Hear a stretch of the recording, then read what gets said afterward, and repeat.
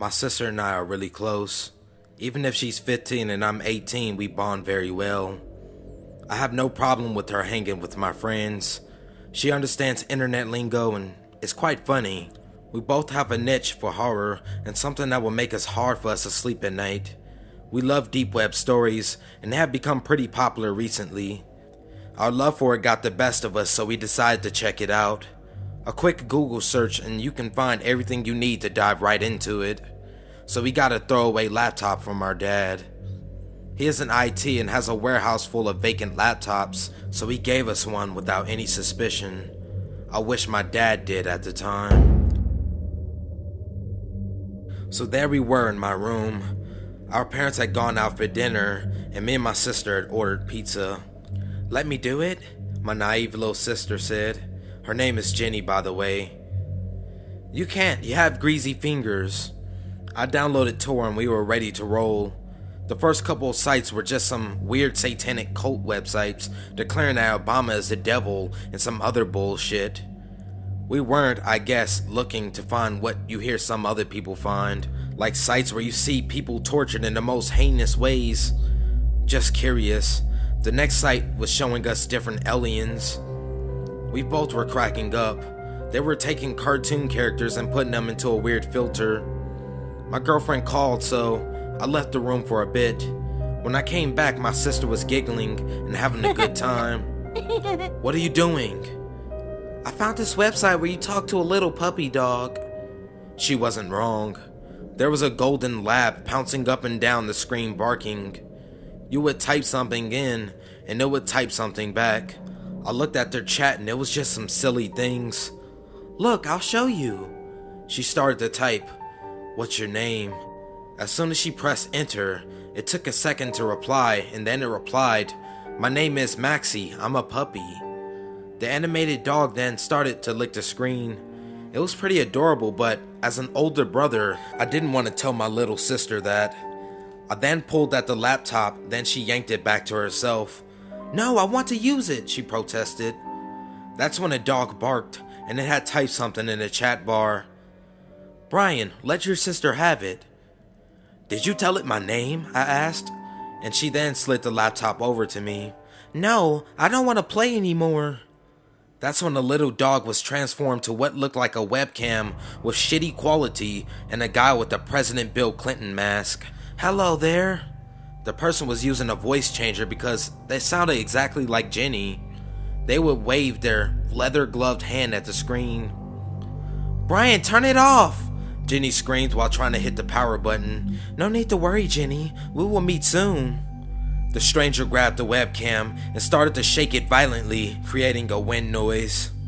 I didn't say a word and slammed the laptop screen shut. There was a 10-second of bliss silent till a sinister laugh that sounded deep blasted through the speakers. Jenny was crying and ran out of the room, and I ran after her. "Jenny, is everything okay?" I held onto her shoulders as she slumped down to the floor. No, it's not." She peeped out in between hiccups. "Jenny, what did you tell it?" She wiped her tears off her face, then stared up at me with glassy eyes. "My age. There was a joke. I didn't tell it where we lived, but it guessed, okay? I thought, I don't know." I was livid. "Are you fucking kidding me?" I shook her. "You kept talking to it?" She then pushed me off of her and locked herself in the room. I know I'm the one to blame, letting my underage sister browse the deep web with me. I went back into the room and bashed the laptop against my wall. Pieces flew left and right, and finally it was broken. The next day, my mom and my girlfriend were going out to a party for my mom's work. No children were allowed. I begged my mom as much as I could to have a babysitter come look after Jenny. I would have asked her to let her go to a friend's house, but she doesn't have any. My dad was away on a business trip, and my girlfriend wouldn't let me miss out on this one, so we left her home alone. I told her to lock the door and call the police if anything happened. We went through the whole night, not one text message from her or no call from the police. It ended up being a pretty great night. We dropped my girlfriend off, and when we got home, nothing seemed out of place.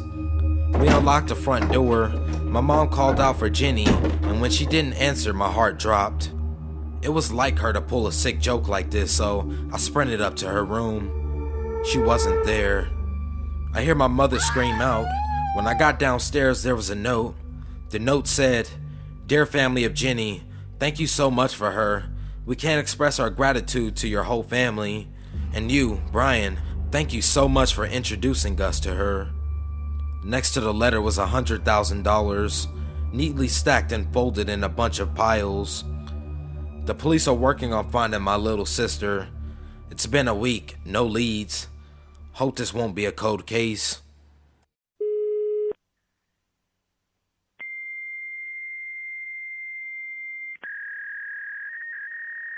This story happened a few months ago, somewhere around late or early 2015. I'm not exactly sure when it happened because I didn't even find out about it until way later. I met this girl, I'll call her Ann, on a video game I like to play. We started Skyping and we've been friends for well over a year now. Around when this happened, she told me about this thing called the deep web. There wasn't much we were really going to use it for. Neither of us do drugs, although I have smoked a few times and I would like to do it more often, but I don't have a job, and honestly, I'm still in high school. We downloaded it, and we were exploring the wiki when she found the Silk Road and made an account and all that. We even found out how to get free bitcoins and everything. We went all out, but we were never going to actually buy drugs. So we had this thing for quite some time, and one night, the night I assume it was anyway, I stupidly fell asleep with it up. I knew perfectly well I was tired and was going to sleep, so I opened Spotify and started listening to music. I just forgot to close out tour. So I went on for a long time and everything was acting perfectly fine.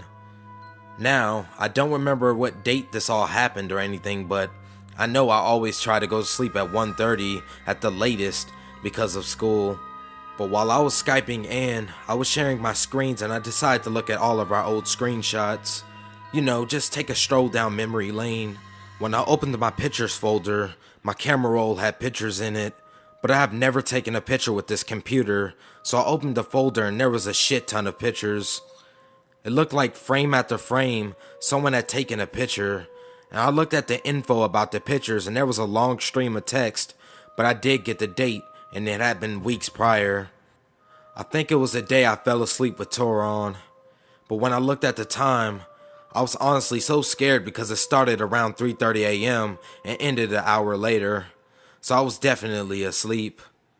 Now in these pictures I was not visible at all, because the way I had everything set up at the time, the only thing you were able to see was the side of my bed. But the very last picture, I saw myself days later, actually quite recently. I wasn't looking into the camera or anything. I was just sitting there in the way I do all of the time. I could tell I wasn't Skyping Ann at the time because I'm not actually sure where my mic is, and the way it was positioned, it just didn't make any sense. But by that date, I had already uninstalled Tor due to a whole different reason that involved pictures of dead bodies. Nothing had happened after that, and I don't have the pictures anymore because I deleted them after it happened. Ann's friend Matt thinks I just got DDoS'd, but I'm not actually sure what that means because I'm not a genius at computers. It still scares me thinking that some creep knows my face. Fuck, they even know what the side of my bed looks like, and those are only things I know about. For all I know, someone may be watching me right now.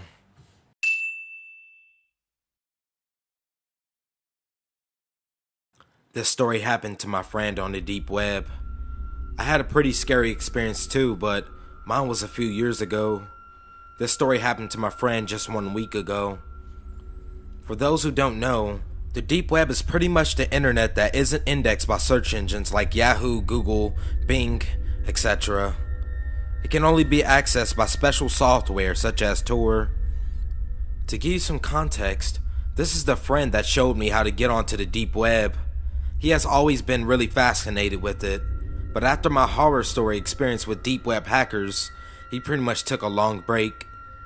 He didn't resume using the deep web until about a year after my story, but he didn't tell anyone.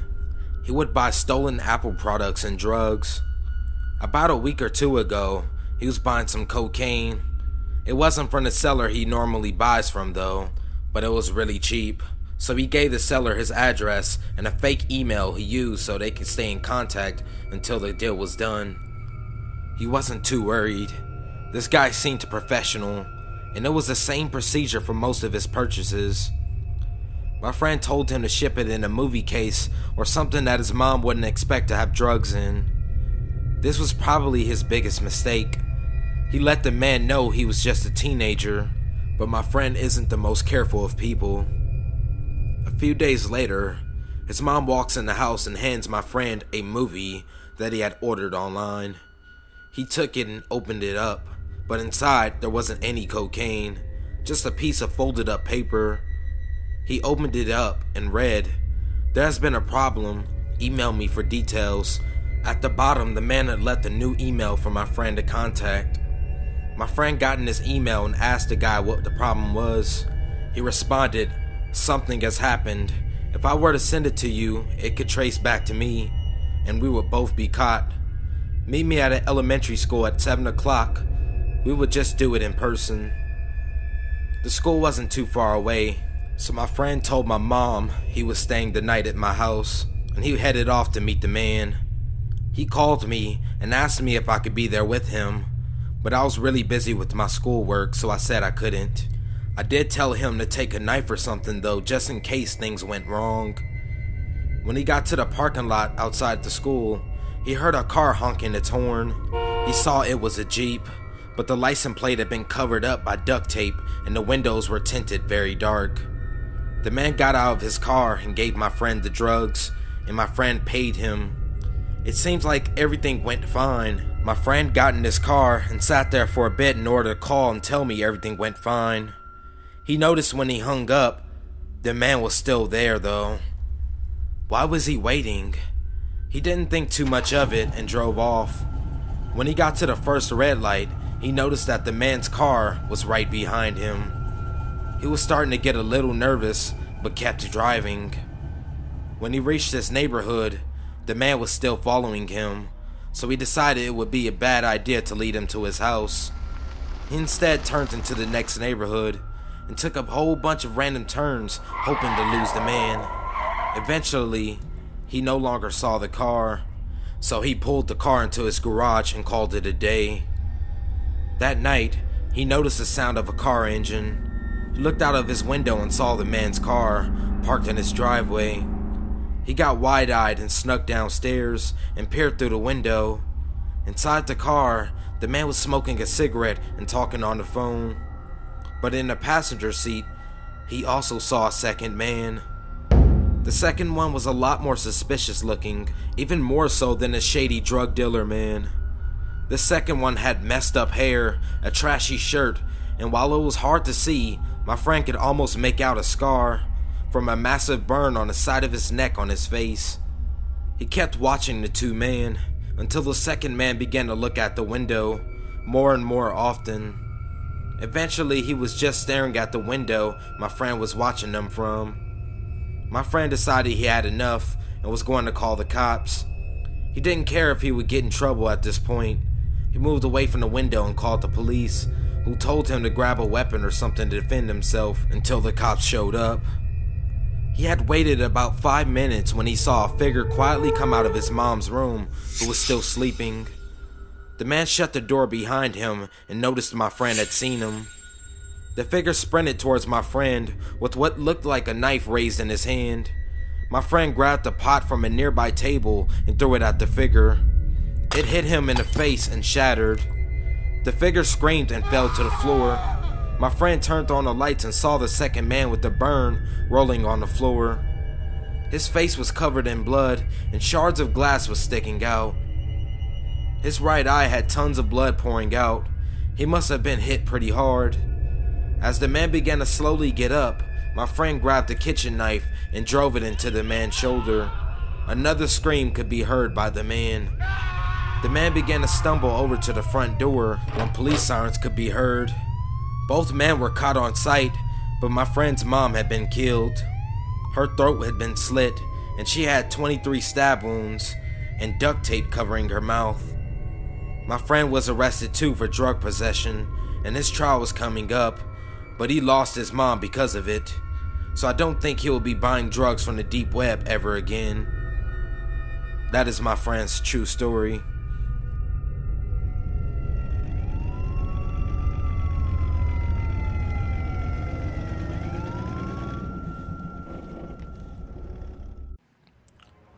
I'm so scared.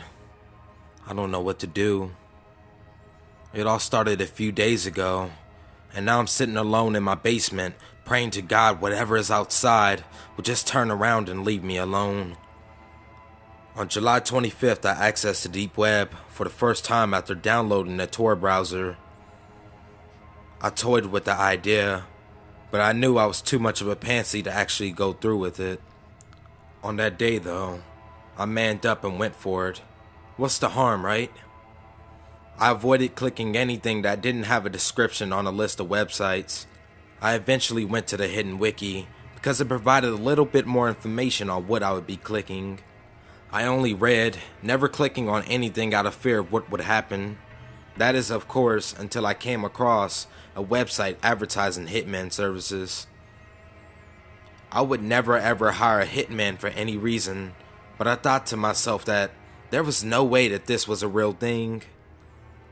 I went ahead and clicked the link and read through the website, reading the prices for different services. Beatings, killings made to look like suicide, murder, an accident, maiming. So many options for so many different types of people. I got a little freaked out and minimized the browser, closing my laptop and moving on with my day. When I got home later that evening, I powered my laptop back up and did typical teenager things, music downloading, Reddit, Facebook, Eventually I had passed out. The next day I went about my regular schedule, never even looking at my laptop until the 28th, which was yesterday.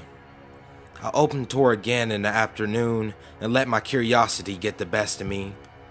I opened it to full screen, which earned me a warning about how it can make tracking me down easier.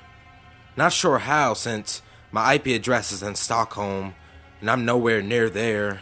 I shrugged it off and kept scrolling through the wiki. I got curious again and went back to the Hitman site, but it was gone. I've checked the listings and everything. The website was completely gone. A little freaked out, but not really worried, I moved on and back to the regular internet. That brings us to now. I was about to settle down and go to bed when I heard something very unnerving. The crickets and frogs were almost completely silent. I live in country and the crickets and frogs around my house are wicked loud at night, but there were very few sounds coming in through the windows. I sat still and listened for about an hour, and they slowly began to get louder and louder, so I assumed the danger was gone. Now fully awake, I pulled up my laptop, feeling a little anxious because of the warnings I got while browsing the deep web yesterday. In the past 5 minutes, a few things have happened. First, my Tor browser was open and running, even though I had closed it. Second, my webcam is on. Third, the crickets and frogs are still going, and there's someone gently on my bedroom door. My basement bedroom door. The threat never left. The threat just somehow moved inside my house. I'm typing this from my phone in my closet, trying desperately not to lose my mind. I'm trapped, guys, and I don't know what's going on. Please help me.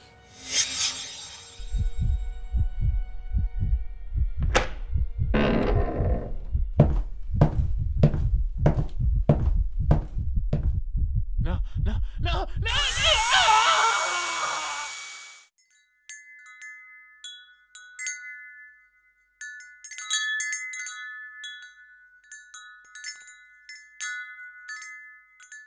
After having my house broken into and finding a letter on my bed, I didn't install any security or even stay away from home. That's not the way I handled things.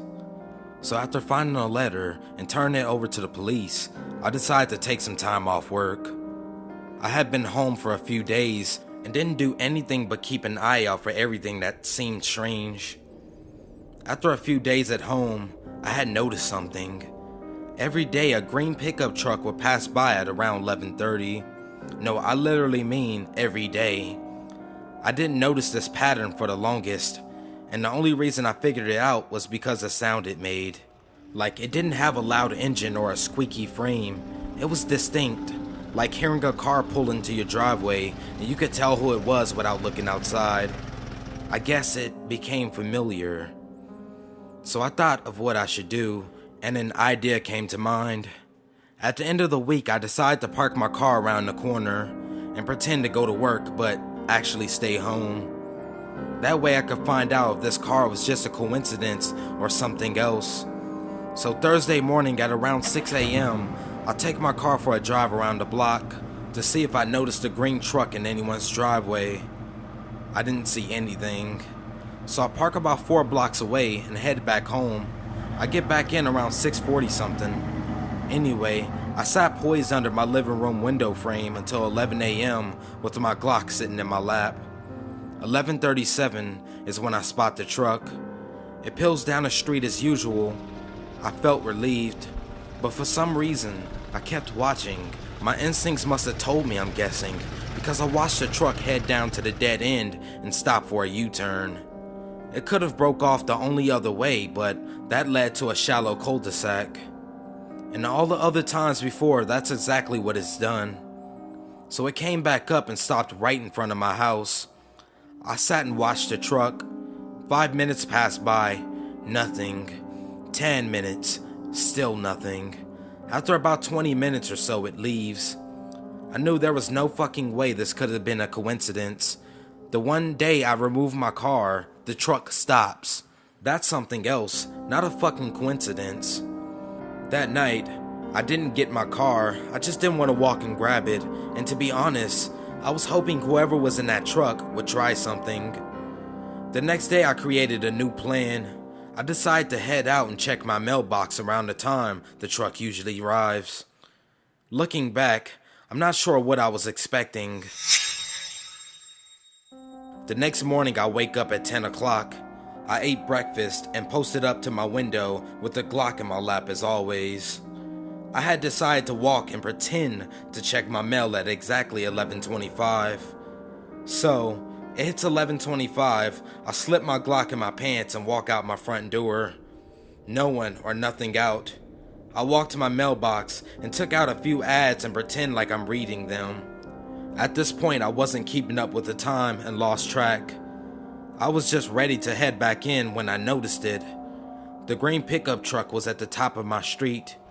When the fuck did that get there? I thought to myself. I acted as if I never saw it and walked back towards my house, but I couldn't help myself. I still doubted myself thus far and thought this was just a random coincidence. All I thought at that moment was, if this guy was a random stranger, then there's no way he would mind some friendly small talk by a neighbor. So I decided to squash the thoughts in my mind as I turned around and started up the block to approach the pickup truck. I hit the street. Sure enough, the van was still parked at the top of my street. I strained my eyes attempting to see if I recognized the guy in the driver's seat, but I couldn't really make out who it was. So I started to jog a little until I was close enough. I got a little closer, about 15 feet away. I then turned to cross the street so I would be the same side as the truck. When I suddenly heard the engine start, I stopped in the street and just watched the truck. I then realized why I couldn't see the person inside. There was a light tint in the window, like just enough for anyone on the outside to see a dark silhouette, but no distinguishing features that could identify them. I stood stiff as hell in the middle of the street. After a few seconds, I loosened up and took another step. Whoever was in the car then let the window down. A bearded white guy wearing a hoodie and all black sunglasses peered in my direction. "Hey!" he yelled in a nasty, unclear throat-sounding voice. I then replied, "What's good, yo?" The dirty-faced guy then said, "Aren't you supposed to be at work?" Now, I've never seen this kid in my life.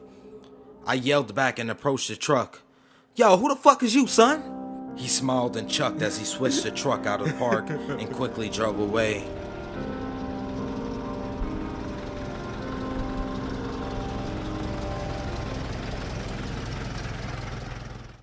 I've noticed within the last few months that the deep web has been trending on almost every single social media site that I visit. Well, I've never heard of it and was very interested to find out exactly what it was. Well, I went online, did some investigating, and it turns out that you need to download a special search engine called Tor to even be able to access it.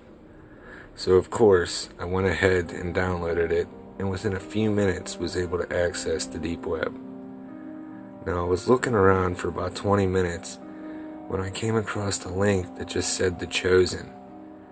This seemed to be interesting enough, so I clicked it and was immediately taken back when a loud banging sound came across my speakers.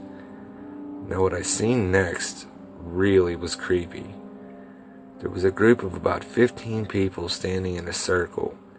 They were all wearing hooded, long black cloaks and were standing around a pentagram. Now, in the middle of the pentagram, this is what's weird. There was a man lying there. He seemed to be knocked out or just sleeping. Now, as I'm glancing at the man, I'm startled when I noticed one of the people were slowly turning their head, looking towards the camera. It actually felt as if they were staring right at me. This person seemed to be a middle-aged woman with a blank expression across her face. Well, this expression slowly changed to one of the most evil grins I have ever seen on a person, and he just glared at me. This chilled me to the core. This had me so scared, I actually stood up and backed away from my camera.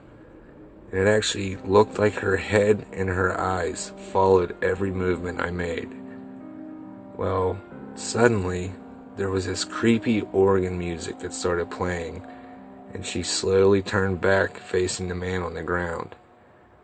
And as her head met the man, each person pulled out a long knife. Now, knowing what was going to happen, I hurried up and ran over and tried clicking out of the site. It seemed, though, my computer was frozen, and as I'm clicking, the music suddenly stops. So I glanced back down at my computer screen, and now every person in the circle is staring at me with this evil grin. I'm frozen at this point when a loud, deep voice comes across my speakers and says, "You can go ahead and try to leave now. But I have a feeling we'll be seeing each other again very soon." This scared the living shit out of me.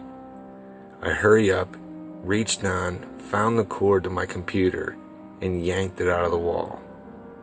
Now, I did a little more investigating, and I've heard about people actually being tracked down and people showing up to their homes. I'm praying this doesn't happen to me, and I'm not sure exactly what to think, but I can guarantee you this is the first and last time I'm ever going to go in the deep web, and I can assure you nothing good comes from it. Stay away from the deep web.